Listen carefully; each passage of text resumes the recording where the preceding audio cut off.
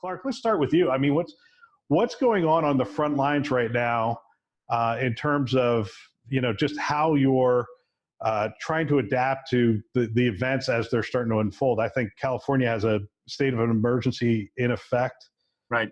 Right now. So how are things sort of progressing on the front lines?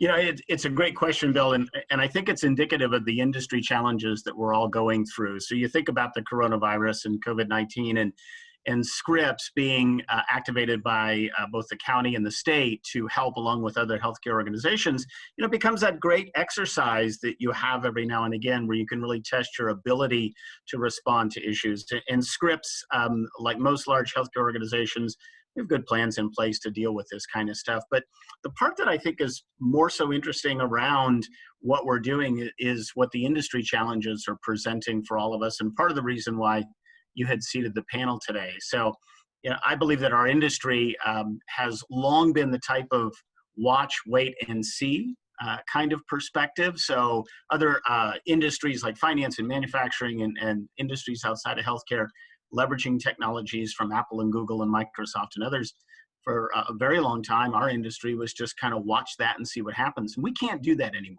So I think what we're doing in partnership with people like Chris and Vic and other organizations is we're trying very hard to move to the forefront of being able to make changes. And one big cultural difference that I would describe for healthcare organizations is in the past, our industry has always had a perspective of if we don't create it, it can't be right, because at the end of what we do is a human.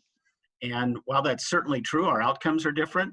We can leverage the experience that other organizations have brought to bear in things like video conferencing, like we're doing right now, and those kinds of technologies that are desperately needed in healthcare. So our perspective on it is we're going to partner extensively with others, and we're going to learn from other industries, and we're going to leverage what they do well versus trying to create it ourselves.